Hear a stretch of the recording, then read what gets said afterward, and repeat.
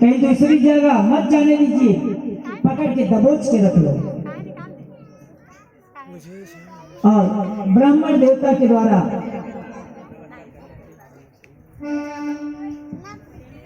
वहां उनका संदेश जाता है और भगवान पढ़ते हैं। उसमें लिखा क्या है? हे प्रभु, तन मन से मैं निर्लज्जता पूर्वक आपसे कह रही हूं कि मुझे वरण कीजिए। मैं साले लाज को और श्रम को खो करके मैं तुम्हारे चरणों की दासी बनने के लिए तत्पर हो गई हूं। पहला पढ़े। अब कान्हा जी सोच रहे हैं, अरे ये तो बड़ी निर्लज्ज लड़की है, जान न पहचान मेरे साथ ये कैसा कर रही, निर्लज्ज हो गई, वस्त्रविहीन हो गई, तन मन सब उदंता पूर्वक बर्बरता पूर्वक जबरदस्ती मेरे गले पड़ रही है। ये तो अपनी पत्नी बनाने योग्य नहीं है भैया। जब अभी बनी नहीं है तो इतना बर्बरता है, इतनी निर्लज्जता है, तो ये हमारे घर आके कितना जबरदस्त होगी। राधे राधे। तो इसलिए भैया समझ गए, क्योंकि 7 बातें हर पति पत्नी को पंडित जी शादी के टाइम पर सिखाया जरूर था, अभी बता रहे। फिर थोड़ा आगे का पढ़ते कहते, प्रभु मैं निर्लज्ज जो बन गई, बेबस जो हो गई, ये मैं नहीं हुई, हमसे नहीं हुआ, ये सब आपकी कीर्ति और आपका यश ने मुझे मजबूर कर दिया बेलज्ज होने के लिए। प्रभु नारायण, मुझे मत कहो, मैं बेलज्ज नहीं हूँ, बेलज्ज तो आप हैं जो मुझे मजबूर किए। एक कुंवारी कन्या को आपने निर्लज्जता पूर्वक ये कार्यक्रम करने के लिए मजबूर किया। आप अपनी यश कीर्ति मान सम्मान धरती लोक पर क्यों बढ़ाया है? आप राक्षसों की तरह रहना चाहिए ना। आपकी लोगों के मुखों से, पिता के मुख से, पिता गुरु के समान होता है। गुरुर् ब्रह्मा गुरुर् विष्णु गुरुर्देवो महेश्वरः गुरुर् साक्षात् परम ब्रह्मा तस्मै श्री गुरुवे नमः। जो माता पिता को इच्छा हो पुत्र पुत्री का वही धर्म बनता है, उसका पालन हार करे, भक्तों पालन हार करे। राधे राधे। इसलिए अपने माता पिता के आज्ञा के विरुद्ध कोई भी बच्चा कार्य ना करे। रुक्मिणी दूसरा संदेश लिख रही है,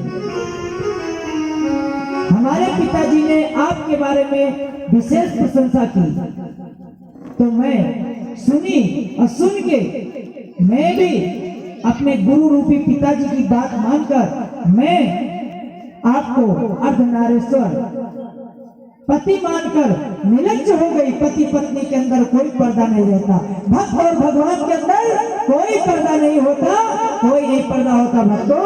उसी तरह पति पत्नी का रिश्ता होता है। लेकिन ये कराया कौन? स्वयं नारायण।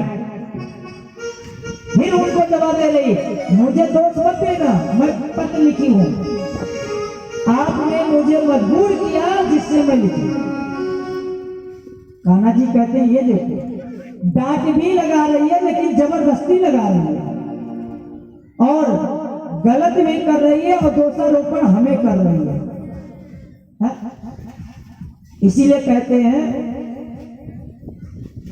प्रेम में जो पागल होता है, जैसे उद्धव जी को गोपियां लोग पूरा छेक ली और कही तुम्हारी बात मेरे पल्ले नहीं पड़ रही है, मेरे कान्हा जी को ही लगा। सारे लोग इस विवाह में इकट्ठा हो गए, वही पत्र कान्हा जी भेजे हुए। सारा ब्रह्मांड इस शादी की खुशी को देख रहे हैं। तब सातों 6 तक तो पढ़ ले गए भगवान, कहीं लेकिन अब इसको लाऊं कैसे?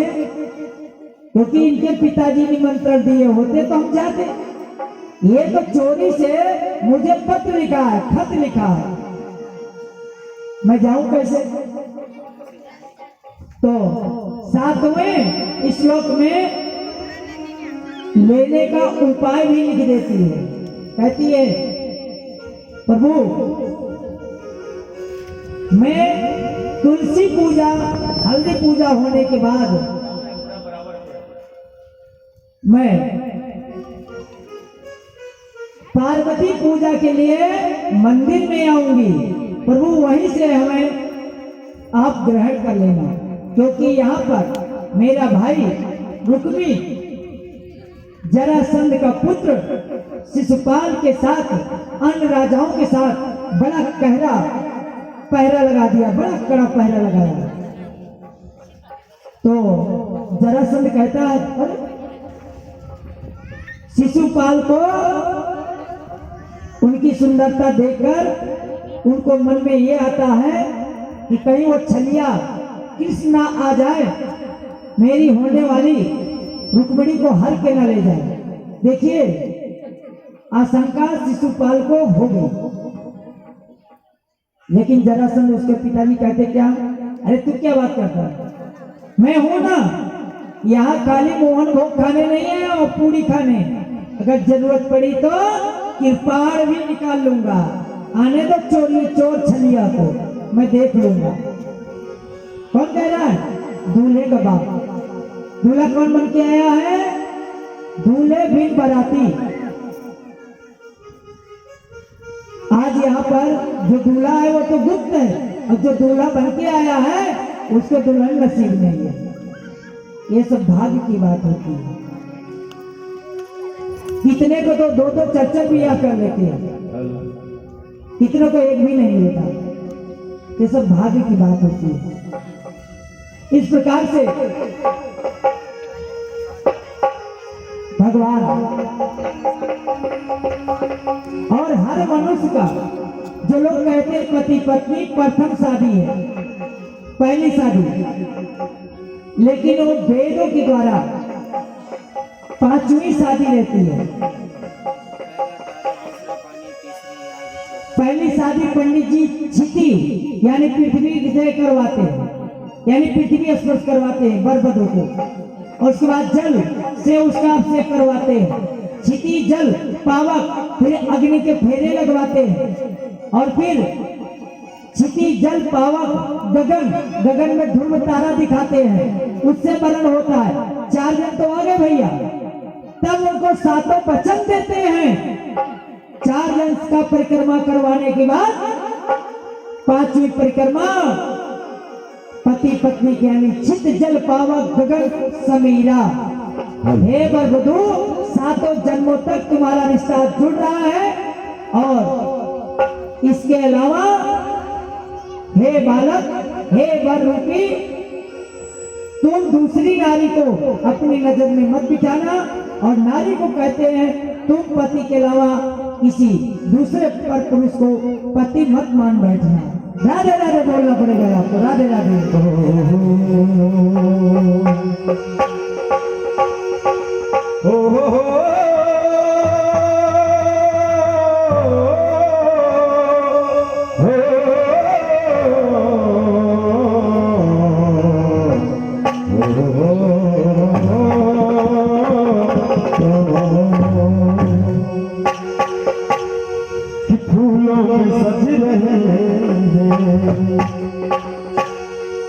फूलों में सज रहे हैं श्री वृंदावन बिहारी, फूलों में सज रहे हैं श्री वृंदावन बिहारी, फूलों में सज रहे हैं वृंदावन बिहारी, फूलों में सज रहे हैं श्री वृंदावन बिहारी, फूलों में सज रहे हैं, फूलों में सज रहे हैं श्री वृंदावन बिहारी, फूलों में सज रहे हैं श्री वृंदावन बिहारी, और साथ रही है विश्वान की दुलारी औलाद सज रही है विश्वान की दुलारी फूलों में सज रहे हैं श्री वृंदावन बिहारी फूलों में सज रहे हैं।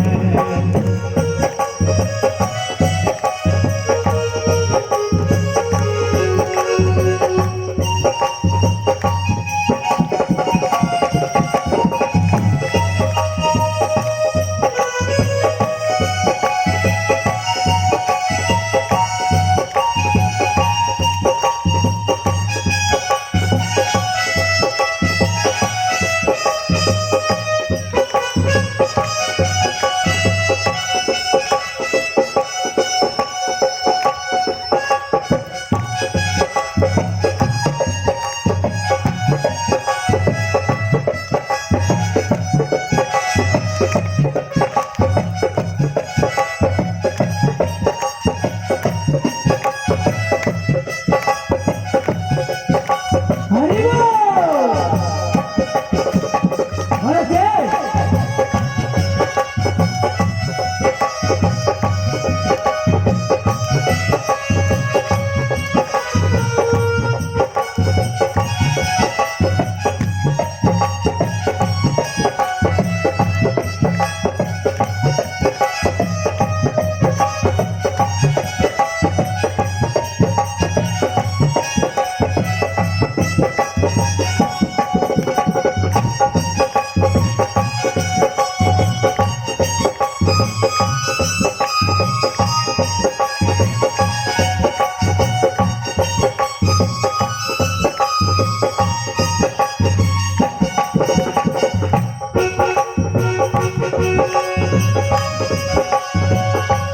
तेरा सब कुछ सर पे रखी है इस अदा से तेरा सब कुछ सर पे रखी है इस अदा से बरस रही है करुणा भरी निगाह से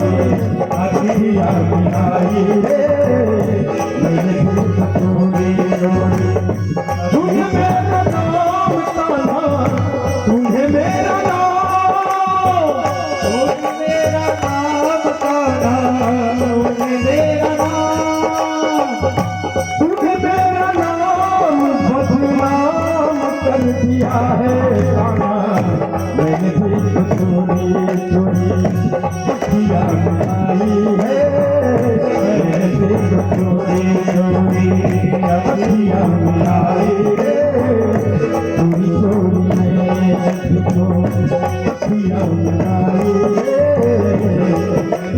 तोड़ी तोड़ी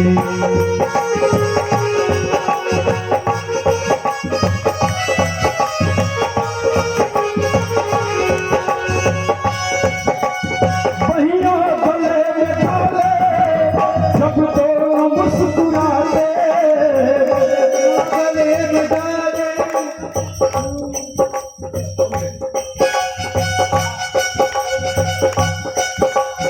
पहिया गले में डाले जब तो मुस्कुराते पहिया गले में डाले जब तो मुस्कुराते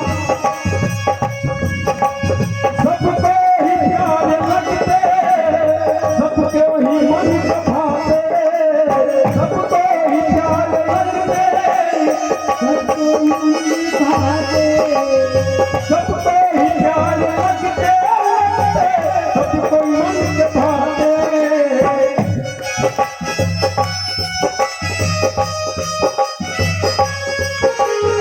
इन दोनों प्रेम सदके इन दोनों प्रेम सदके इन दोनों प्रेम नारी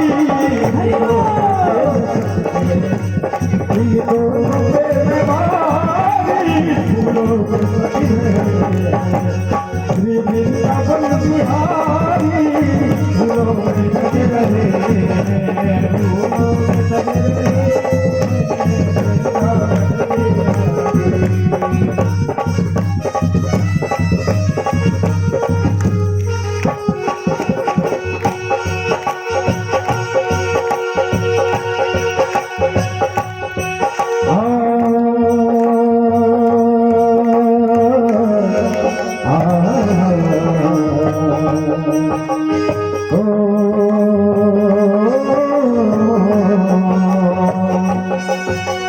चुन चुन के कलियां जिसने बंगला तेरा बनाया चुन चुन के कलियां जिसने बंगला तेरा बनाया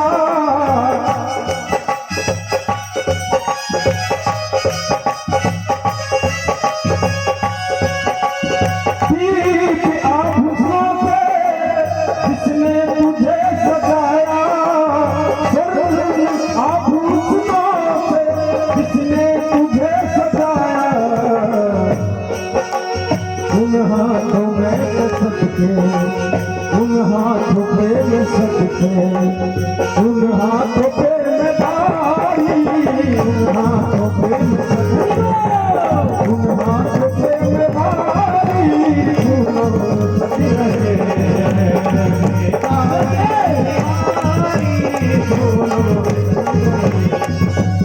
फूलों सजी रहे श्री वृंदावन बिहारी फूलों सजी रहे श्री वृंदावन बिहारी और रात सजी रही है और रात सजी रही है इस भाग की दुलारी और रात सजी रही है इस भाग की दुलारी और रात सजी रही है श्री वृंदावन बिहारी फूलों सजी रहे बोले भक्त बिहारी लाल की जो माताएं पाप पूजना हो आ जाए पूज ले और पंडित जी उनका पाप पूजा करवा देंगे। हम सुदामा चरित्र की तरफ चल रहे हैं और बोले द्वारकाधीश भगवान की जय हो। इस प्रकार से भगवान का ग्रहण हुआ और शिशुपाल जो उनके साथ में राजा लोग आते हैं, उनका जो रुक्मी था, बहुत से राजा पहरेदार वहां भेजा था, तो मैया रुक्मिणी जब देखती हैं कि कान्हा गुरुओं के साथ ब्राह्मणों के द्वारा रथ पर अपने साथी के साथ बिठाते हैं, तो वो लोग उनका रोकने का प्रयास करते हैं, तो माता रुक्मिणी रौद्र रूप धारण करती हैं और अपने नेत्र खोलती है, उनके आंख से ज्वाला प्रकट होती है। ज्वाला प्रकट हुई और जितने वहां सैनिक थे सब के सब धराशायी हो जाते हैं, सो जाते हैं। बोले रुक्मिणी महारानी की वो खुद ढाल बन गई।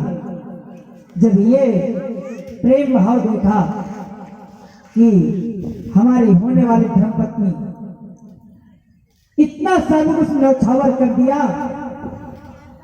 तो अब मुझे इसका जरूर,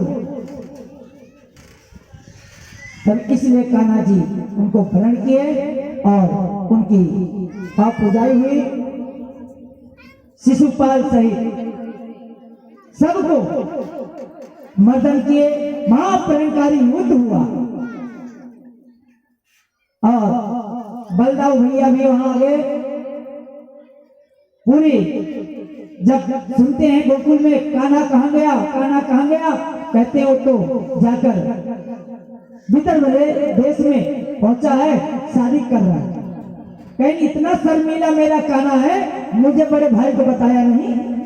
कोई बात नहीं है, छोटा है ना, मैं उसकी हर गलती को क्षमा कर देंगे। क्षमा बड़न को चाहिए, छोटन को उत्पात। इस तरह बलदाऊ अपने भाई के इस उदंडता को भी मुस्कुरा के त्याग देते हैं और सेना लेके पहुंच जाते हैं जरासंध और जो है सबके साथ में राजा प्रजा वहां सब भयभीत होते भाग जाते हैं। रुक्मी सामने आते हैं तो उनको भी श्री हरि विष्णु भगवान अवतारी कान्हा जी जब प्रहार करने लगते हैं तो कान्हा रुक्मी कहती हैं, अरे स्वामी मेरा ये भाई है, इसको छोड़ दीजिए। तब रुक्मिणी कहती हैं, बड़े भैया का प्रणाम कीजिए, दाऊ भैया का। जब दाऊ भैया को प्रणाम करने रुक्मी जाता है तो मुस्कुरा करके आशीर्वाद देते हैं, तथास्तु उठो, और कहते देख कान्हा अब कुछ भी हो, रुक्मी है तो तेरा साला ना, अब इसको माफ कर दे।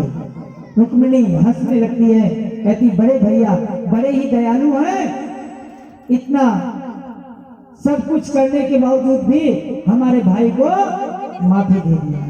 बोलिए बलदाऊ भैया की। इसलिए बड़े अगर आपको स्थान प्राप्त हुआ तो अहंकार नहीं होना चाहिए। बड़ा बड़े इनको ना कहिए, जैसे पेड़ खजूर, पंछी को छाया नहीं, फल लागे अति दूर। अगर आपको कोई चार आदमी बड़ा कह दिया तो आप इतने अभिमानी मत बन जाओ कि उसको हे दृष्टि से देखने लगो। चाहे वो ज्ञानी हो, चाहे वो धन दौलत वाला हो, चाहे सुंदरता वाला हो। अगर आपकी सुंदरता का, धन दौलत का, आल औलाद का, आपके ज्ञान की प्रशंसा किया जाने लगा तो आप और निर्मल हो जाओ और छोटे बन जाओ। क्योंकि एक वृक्ष फल देता है तो डाली झुका देता है कि लो मेरा फल आप लोग खाओ। मुझे एक लोटा पानी दिया जिसके लिए मैं अपना फल आपको दे रहा हूँ, हम अपना कद उतार रहा हूँ। एक पुष्प देखिए उसकी भी डाली झुक जाती है।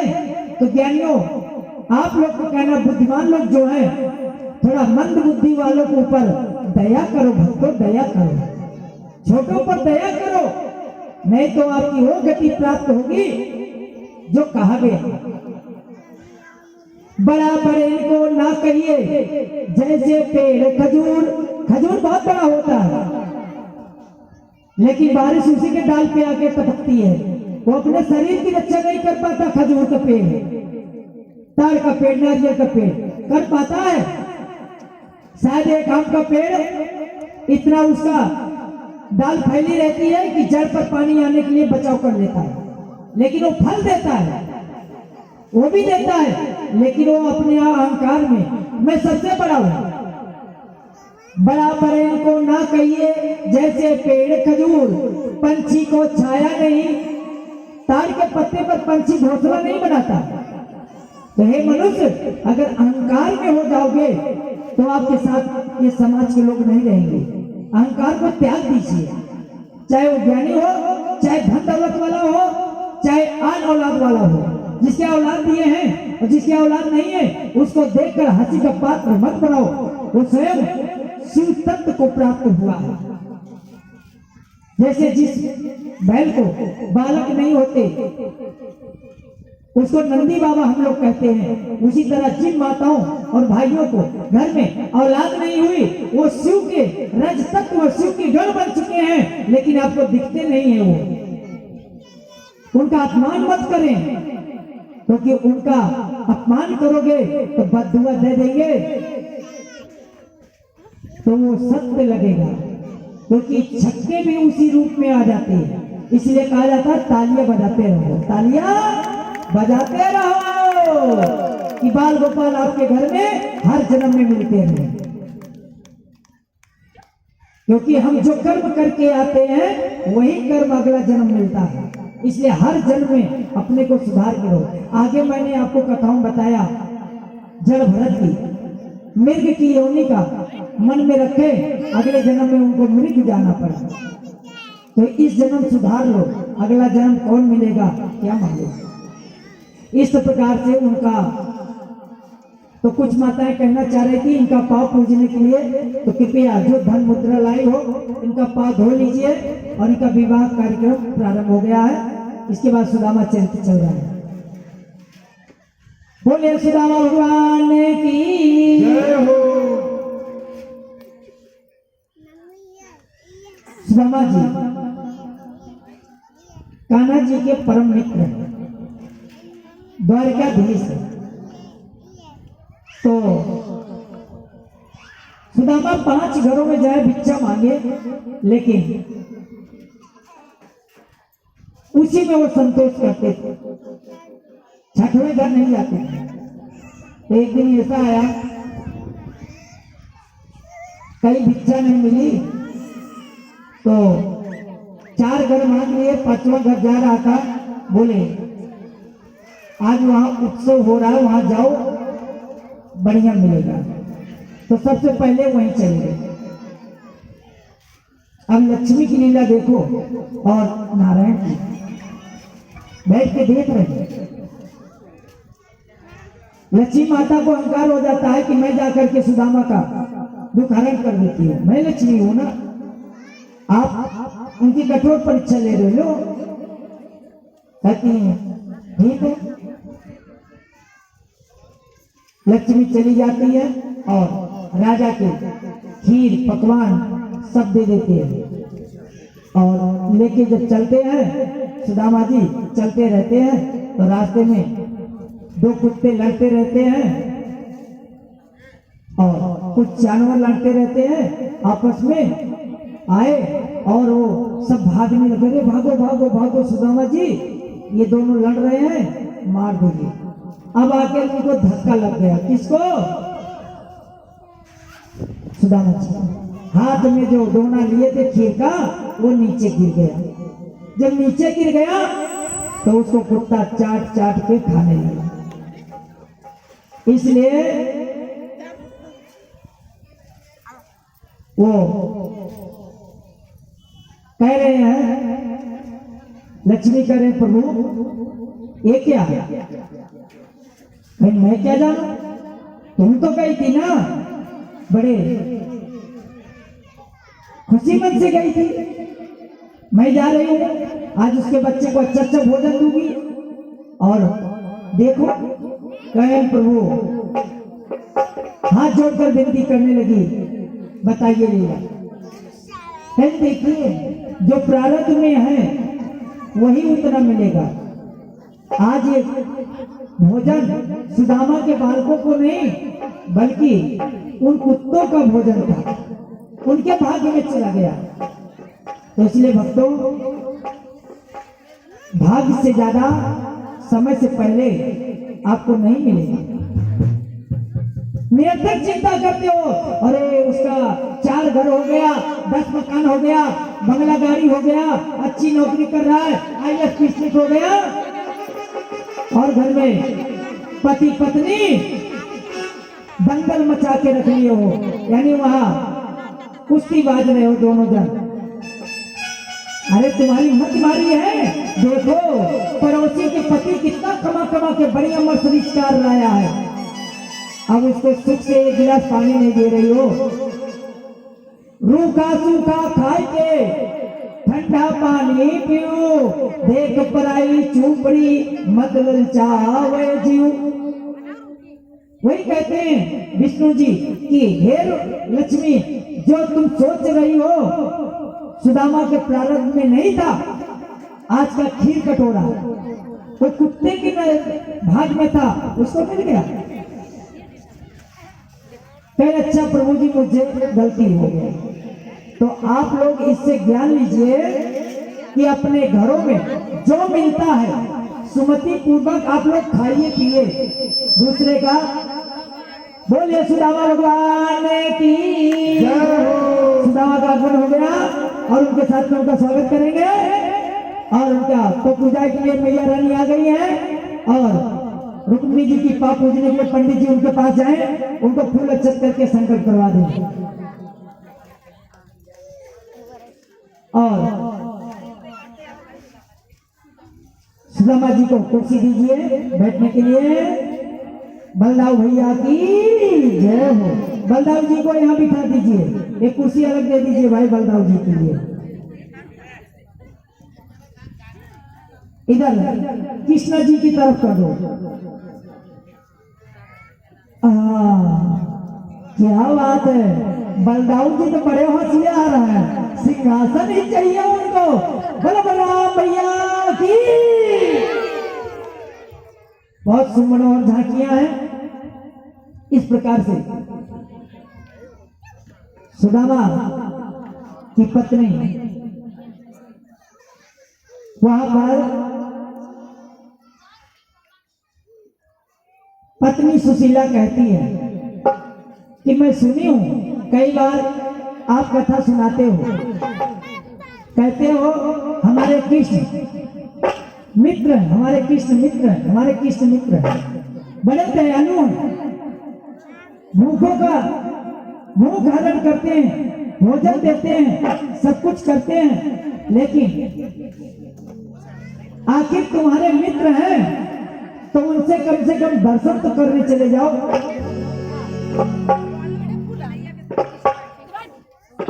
इस प्रकार से कहते हैं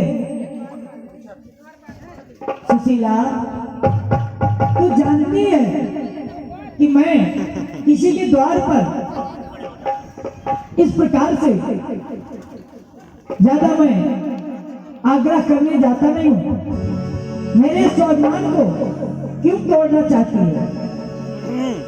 बोले प्रभु, माता पिता का कर्तव्य होता है बालकों का इच्छा पूर्ति करना,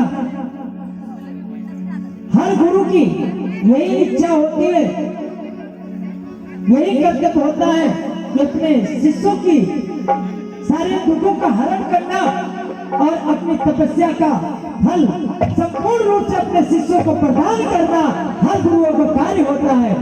और बोले गुरुदेव भगवान की। कथा का स्नान करें आप लोग, ज्यादा झांके में डिस्टर्ब ना हो। इस प्रकार से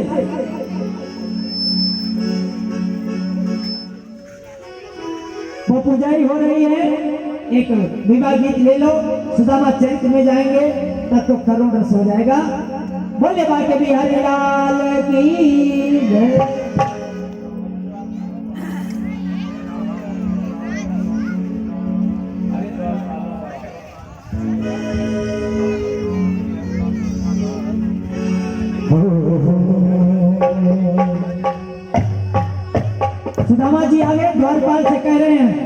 क्या कह रहे हैं, सुनिए। देखो देखो ये गरीबी का हाल, कृष्ण के दर पे विश्वास लेके आया है।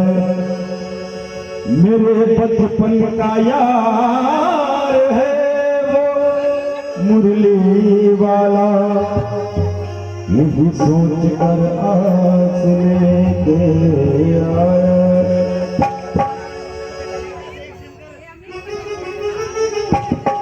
हरि बोल। आनंद लीजिए, आप लोग घरों में मत जाओ। अरे घर वालों कन्हैया से कह दो, अरे घर वालों कन्हैया से कह दो, घर सुदामा गरीब आ गया है, घर सुदामा गरीब आ गया है।